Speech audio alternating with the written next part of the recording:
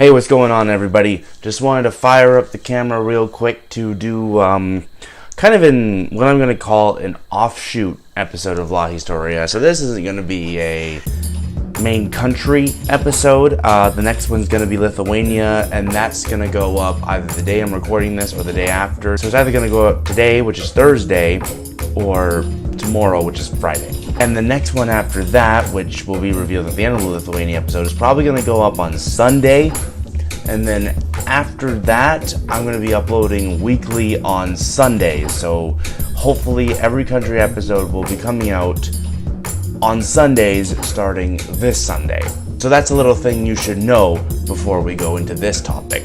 Anyway, so the topic I want to discuss on La Historia's first offshoot episode is a certain quip. Now, we all love quips and jokes as to half the reason we watch the Marvel movies, but I'm going to be discussing one of the most famous and controversial quotes in history. It is by one François-Marie Arouet, aka Voltaire. It is from his 1756 historical essay on the customs and spirit of the nations. Now, I'm going to try to read it in French, see if my mandated elementary school French lessons had any effect, which probably didn't, but the original quote goes like this. Ce corps qui s'appelait et qui s'appelle encore le Saint-Empire romain n'était en aucune manière et Saint ne Romain ne Empire. French language love, or in English, this body which used to be and still is called the Holy Roman Empire was not in any wise holy, Roman, nor an empire. So in the Albania episode, and actually in an episode upcoming, I make this joke, the not holy, not Roman, not imperial, Holy Roman Empire. I first discovered this joke with Crash Course World History. They made the joke every time they talked about the HRE, and I'm going to make the joke every time I talk about the HRE, because in all honesty, even though this was a subjective quip by Voltaire at the time, for my money, it still rings true. I'm going to break it down kind of quick for you guys. So starting off with not holy or holy. So the Holy Roman Empire was meant to be the quote-unquote spiritual successor to the Roman Empire, starting with Emperor Charlemagne or Charles I in 800 CE, or for the devout Christians, 800 AD. But fast forwarding to when Voltaire wrote it back in the 1750s, the empire really wasn't unified by religion at all. Huge areas of the empire, like Germany and the French-speaking areas of Switzerland, had converted over to Protestantism. That began in the 16th century and culminated in the 30 Years' War starting in 1618.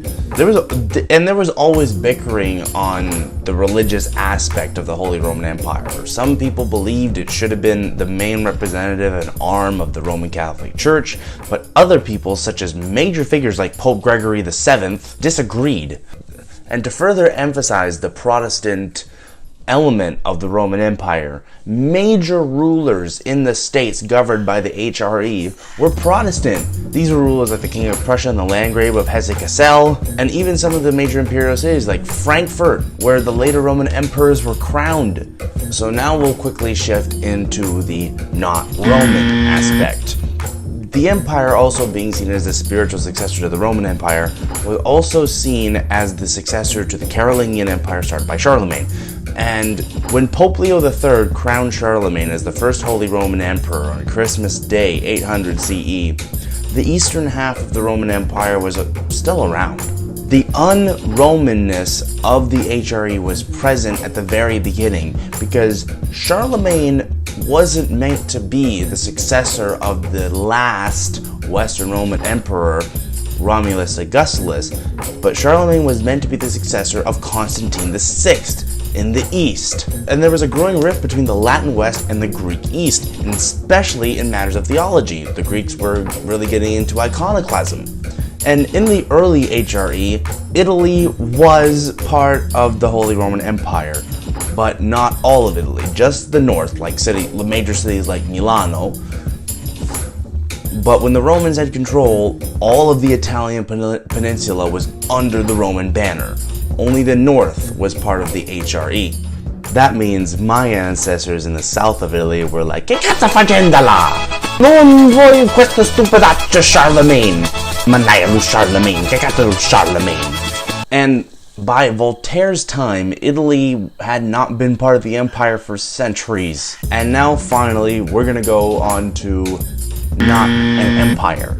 An empire is, by definition, a singular state. Like, if a true empire were to exist today, it would be effectively one country. So, for example, if the Roman Empire had still existed today, if you had gone to Italy, you'd be in the Roman Empire. If you had gone to Albania, you'd be in the Roman Empire. If you went to Syria, you'd be in the Roman Empire. Egypt, Roman Empire. You get where I'm going. So, by definition, the Holy Roman Empire wasn't really an empire because it was a series of independent states and kingdoms that kind of existed as a loose confederation.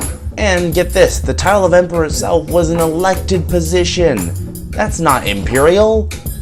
And by the time the HRE was dismantled, it had very little influence over its states anyway.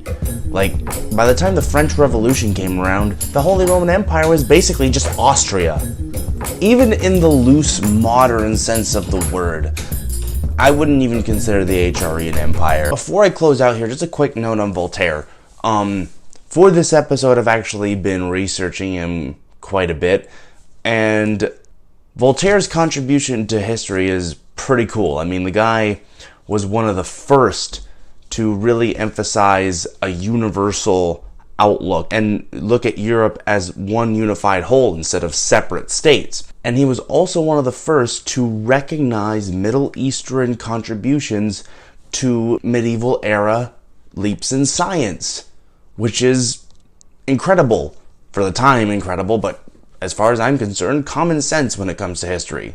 He was one of the first historians to, when he wrote The Story of Mankind, to eliminate theological framework and really focus on economics and political history and culture.